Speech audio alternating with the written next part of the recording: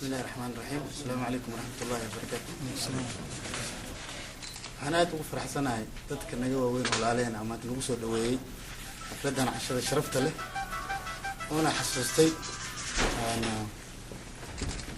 walaalaha yaryar oo maanta loo noqon lahaa role model dad qaarkood weyn in loo weyn laakiin ilaahay maadiis waxay tahay dad kale oo Canada degan maanta tournament degan oo wax garad ah inay uga casuumaan xafladan aad ku qurux badan waan ugu mahad celinaya mana iloobi karno wallahi aad u mahadsantiin insha Allah ana emotional ah wiilana naga dhaawacmay oo yar oo maaragtay maanta mustaqbal kale footballka Soomaaliya Abdiire Abdurrahman Mahmoud dadka organizing ka maanta dadka teamka organize gareynay footballka somaliweek waxaan aad ugu xumahay inay xitaa caafimaadkiisa ka soo wardooni waayeen aad ugu xumaaday wax very disappointed role model la noqon karin waayeen muu noqon karo role model football Soomaaliya tournament ma kan noqon karaan mas'uul marka dadka qiirada iyo xamaasadda halkan ku yimaadeen hadii bariya in ay u istaagtaan footballka Soomaaliya tournamentiga in wax ka qabataan mas'uuliyadan mar walba dhahay Canada waxa ka dhacay in ay u istaagtaan insha Allah waxana ka qabataan waxa ka qaban kartaan wixii ka tan weyn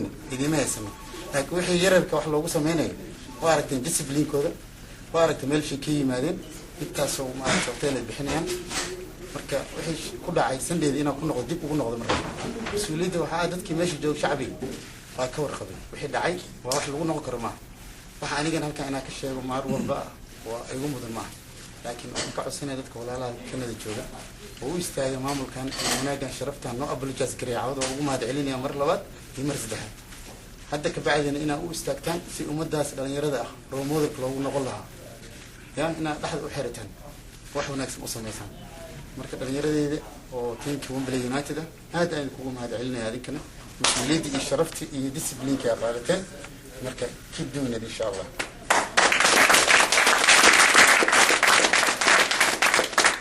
next time na duu ilaahay yiraahdo maamulkan ka wanaagsan halkaan qabtaan waan iimaanayna insha Allah laakiin tii maamulkan taayin waa intaas aan ku nimaano hadii maamulka la bedelo wax sharaf badan iyo dad mas'uuliyad qaadi karo ka qurux badan halkaan joogo ha u istaagaan maamul fiican noo sameeyaan waan iimaan doonaa insha Allah taala ilaahinkiis ma han kaliya dhalinyarada Wembley waxaan kala xusiyaa dhalinyarada aad sharafta badan loo eegana all the way Noreway ka yimaado iyana ciyaartooy aad u wanaagsan ku jiro ciyaartooy yar ku jiro iyana keep doing it insha Allah وانا ما سنتين إن كلو ده واحد كلو ده كرم إن شاء الله أو ما سنتين إن شاء الله ما سنتين وما نريد تورنتو نوعج مع الشرف تنعاود قيمة بدن أنت كده بحكي لهم هلا الميديا غيرك مهدين سبورتي قاسين قيب وين كجورة individually on top of that I would like to thank from the bottom of my heart the team that the journey that you start to the beginning to end what you achieved it was phenomenal for me. I'm proud of you as an individual. I used to believe it alongside your coach. He was my captain and I'm with you always. If I'm not there as well you always I'm willing to win. Just keep mentality winning what it's all about. The team effect you show us, the character, the discipline, fantastic. I want to thank you, my coach Abdirahim, for keeping faith in me and support me. And from the first day I went training back in London, I also want to say thank you to my two brothers, Zach and Kamil, for also supporting me and keeping faith, and my teammates from Wembley United. Without them, I wouldn't be here today. And I also want to say thank you to the organisers for setting this tournament up. And I'm really sad what happened to us 2 days ago, and I'm really sad that I couldn't play in a cup final. But inshallah, next year we'll come again if things get better. The tournament gets better, like the pitches are not on strike, and inshallah next year we'll win.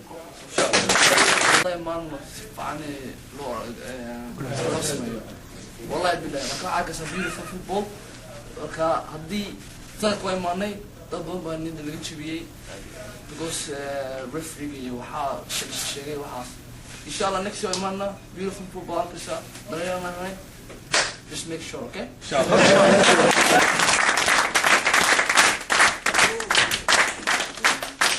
بسم الله الرحمن الرحيم I wish I could have prepared some kind of a delivery of speech but you know I'm just being called to come in and say something about any kind. So marka ugu horeysa waxaan jeclahay inaan mahad ballaan u celiyo dhalinyaradii barnaamijka soo qaban qaabisay. And midda labaadna it reminds me a long time ago when I was in middle school. I was exactly like one of these guys.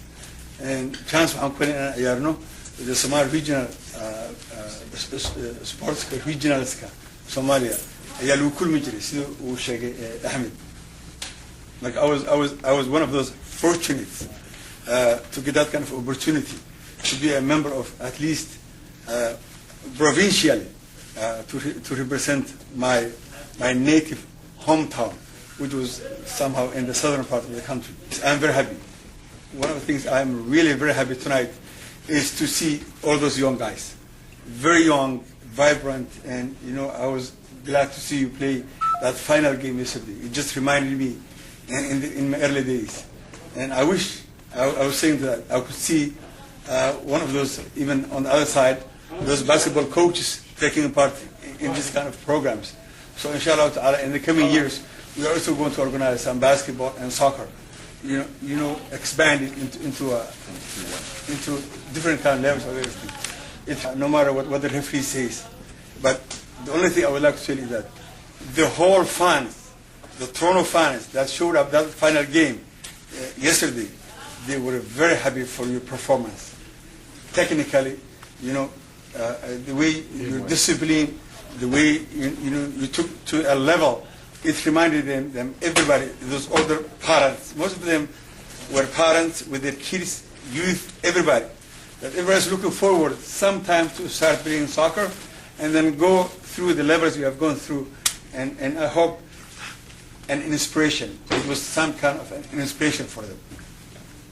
Uncle Marka and Ali and Umar and so kale dhalinyarada ka timi gobolada kala duwan Europe oo nooga soo qayb gashay ciyaaraha kan oo ku qabateen halkan runtii waxayna nagelisay qeyr runtii aad dadkii shacbiga ahaa ee Soomaalida ciyaaraha daawanayay runtii waxay ku beertay haddii aanu heli karno dhalinyarada yararka ah those young vibrant young boys. If we could get at least this much, why don't we have a national team from Europe and North America that can represent the country? It's that kind of a level that people are thinking about, in the long run. And I was really, really embarrassed by that young guy when I said he was playing with the number 7. Messi. Messi, stand up.